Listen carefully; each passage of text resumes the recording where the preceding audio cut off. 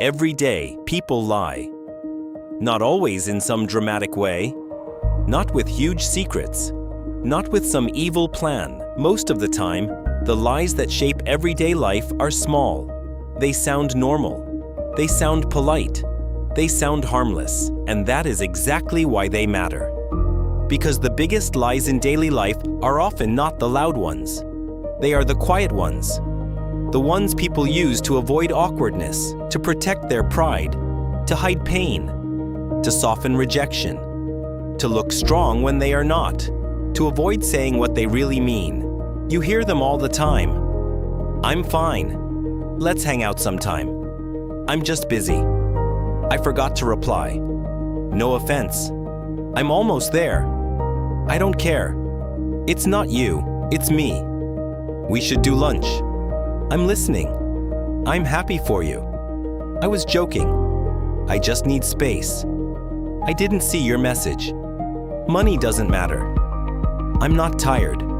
It doesn't bother me. I'm over it. I work better under pressure. I'm just being honest. This is not really about catching people lying. It is about understanding people, because most everyday lies are not built out of cruelty. They are built out of discomfort. People lie when honesty feels too heavy. People lie when they do not want conflict. People lie when they feel exposed. People lie when they do not know how to explain what is really going on. Sometimes a lie is not even about tricking someone. Sometimes it is just a shield, a soft cover over a harder truth. And once you start noticing these little phrases, you start hearing people differently. So let's look at what these everyday lies often mean underneath. I'm fine. This is probably the most common lie people tell, because a lot of the time, I'm fine does not mean I'm fine. It means I'm not ready to talk about it, or I'm trying to hold myself together, or something is wrong, but I don't want to explain it right now. Sometimes people say it because they are tired. Sometimes because they do not trust the moment. Sometimes because they know that once they start talking, they might not be able to stop. And sometimes, I'm fine is not really meant to close the conversation. It is meant to test whether someone cares enough to ask again. That is what makes this phrase so loaded. Two simple words, but underneath them can be sadness, anger, loneliness, disappointment, or exhaustion. So when people say, I'm fine, the truth is usually not in the words. It is in the tone. Let's hang out sometime. This sounds friendly, warm, open, but a lot of the time, it is not a real plan. It is just a polite way to end a conversation well. Sometimes people mean it in a vague way. They like the idea. It sounds nice, but they are not actually planning to follow through, and that is the difference. A real plan has details. A real plan becomes, are you free Friday? A real plan moves. Let's hang out sometime often means, I want to sound friendly without making a commitment. It gives the feeling of connection without requiring the work of connection. That is why so many adults say it. It keeps things warm. It keeps things easy. It keeps things open, but most of the time, the truth is not in the sentence. It is in whether anything happens after it. I'm just busy. Sometimes this one is true. People really are busy. Life is heavy. Schedules are full. Energy is low. But sometimes, I'm just busy is a soft rejection. Because busy is one of the safest excuses in adult life. Nobody can really argue with it. It sounds reasonable. It sounds responsible. It sounds temporary. And that makes it useful. A person can say, I'm just busy, when what they really mean is, you are not a priority right now. That does not always mean they dislike you. Sometimes, they are overwhelmed. Sometimes they are pulling away. Sometimes they just do not want the connection enough. The real difference is effort. A busy person who cares still tries. Maybe they are delayed, but they follow up. They suggest another time. They show intention. A person who is using busy as distance usually gives you nothing but the excuse. And over time, that tells the truth. I forgot to reply. Sometimes people really do forget. They see a message while doing something else. They plan to answer later, then later disappears. That happens. But a lot of the time, I forgot to reply really means I saw it, delayed it, and then avoided it. Maybe they did not know what to say. Maybe the message felt like effort. Maybe they were tired. Maybe they did not want to open a longer conversation. And once enough time passes, the silence becomes awkward. Now they are not just replying late. Now they have to explain why they disappeared. So they choose the easiest line. I forgot. It sounds harmless, accidental, less personal, but silence often means more than people want to admit. Not always rejection, not always disrespect, but usually something. No offense. Everyone knows what usually comes after this. Something rude, something sharp, something unnecessary. That is why no offense is almost funny. Because it is not really about preventing offense. It is about protecting the speaker. It means, I know this may sound bad, but I want to say it without taking full responsibility for how it lands. It is like putting on gloves before throwing a punch. Sometimes people use it because they are nervous and awkward, but a lot of the time, it is a way of saying something harsh while trying to keep the image of being honest. The problem is, kindness is not created by a warning. If someone really cares about how their words land, you usually hear that in the way they speak, not in the disclaimer before it. I'm almost there. This is one of the most accepted lies in the world. And the reason is simple. People hate admitting they are late. Because lateness carries guilt. It makes people feel careless, disorganized, disrespectful. So instead of saying, I'm still not ready, they say, I'm almost there. What they often mean is, please don't be mad yet. This phrase is not really about location. It is about pressure. It buys time. It reduces the emotional damage for a moment. It makes the delay sound smaller than it is. And most people have done it at least once. That is why it survives. It is dishonest, but very human. Still, repeated use changes what it means. After a while, it stops being about time. It becomes about trust. I don't care. A lot of people say this when they care deeply. They say it after rejection, after being ignored, after losing something, after someone hurts them, because caring feels vulnerable. If you care, you can be disappointed. If you care, your pride can get hurt. If you care, someone else has power to affect you. So people hide behind indifference. I don't care often means I care, but I don't want you to see it. Real indifference is usually quiet. It does not need to announce itself. That is why this phrase is so revealing. People rarely hide what they truly do not care about. They hide what matters. It's not you, it's me. This is the classic soft breakup line. Sometimes it contains real truth. Maybe the person is not ready. Maybe they are struggling internally. Maybe they really are the problem, but very often it is also a way to end things without fully explaining why. Because explaining why is hard. It can sound cruel. It can create arguments.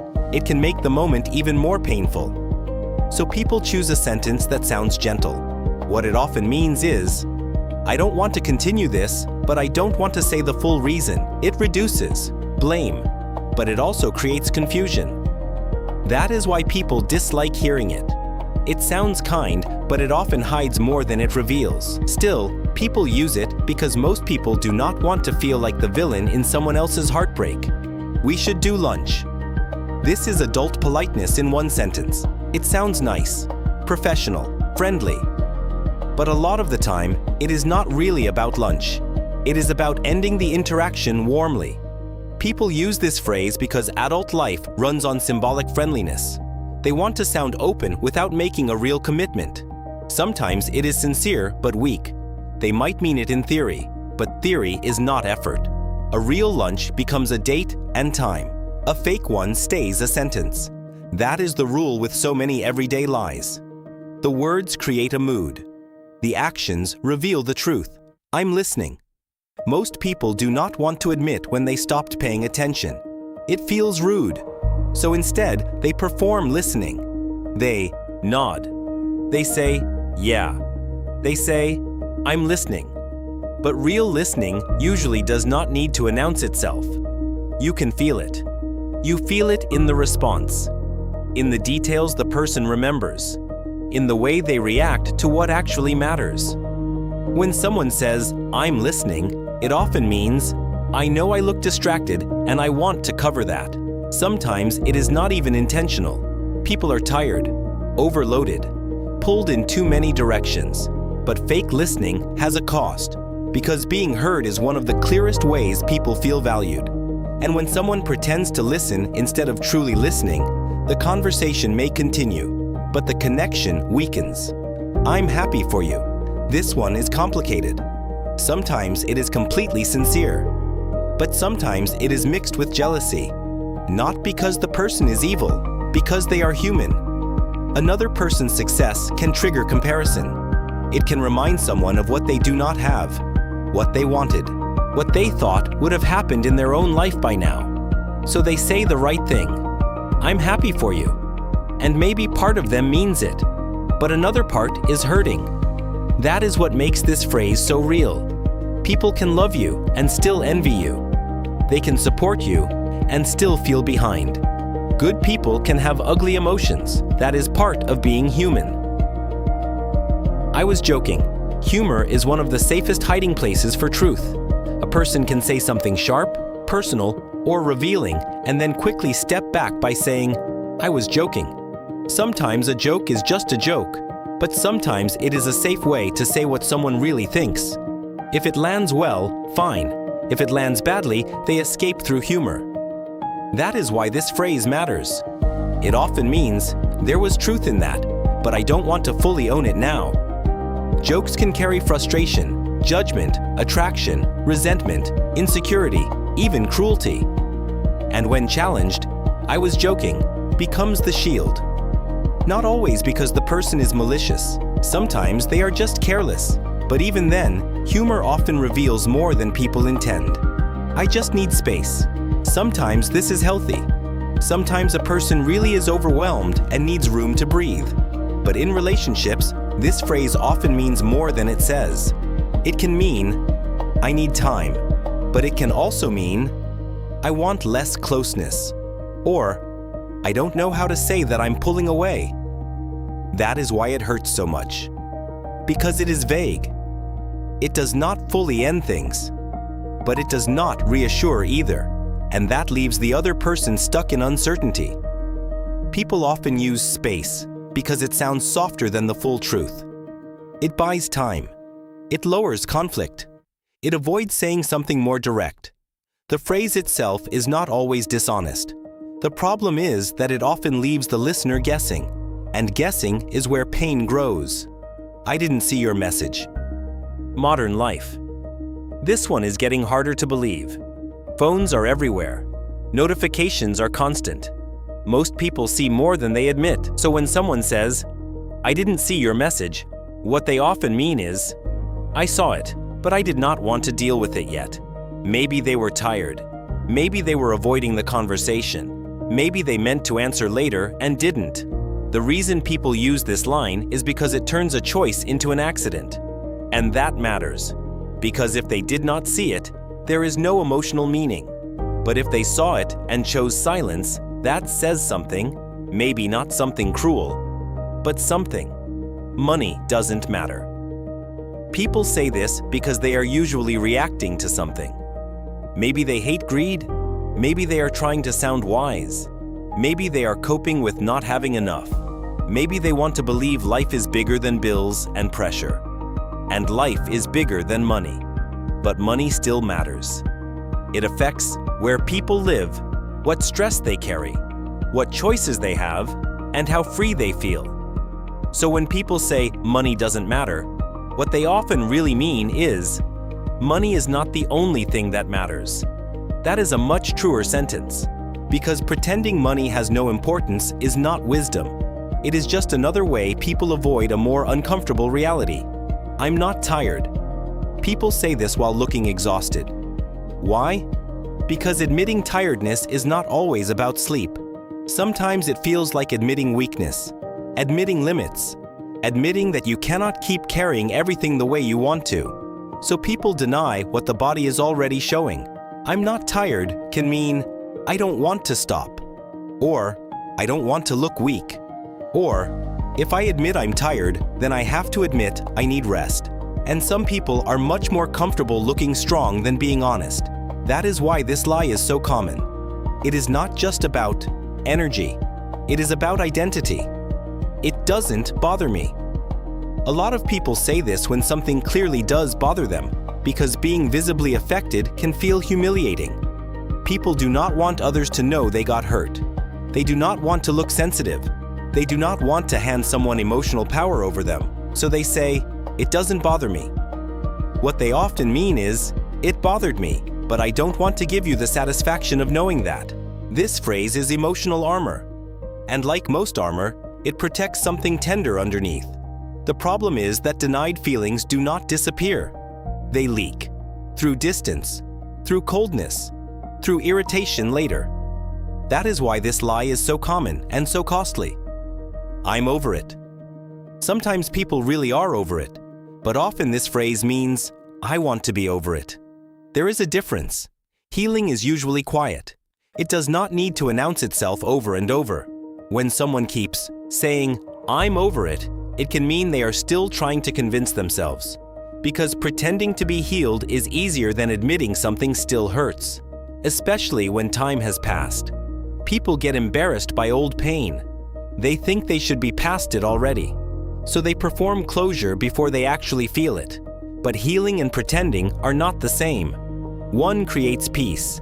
The other just hides the wound better. I work better under pressure. Sometimes deadlines do sharpen focus, but most of the time, this phrase is just procrastination with better branding. What people often mean is, I struggle to start until the anxiety becomes stronger than the avoidance. That is not really working better. That is working later. This phrase survives because it sounds impressive. It turns a bad habit into a personality trait. Instead of saying, I put things off because starting feels hard, people say, I work better under pressure. It sounds stronger, more capable, more intentional. But the stress, guilt, and chaos usually tell the real story. I'm just being honest. This may be one of the most dangerous everyday lies because it hides inside something good. Honesty matters. Truth matters. But I'm just being honest is often used as a free pass for harshness.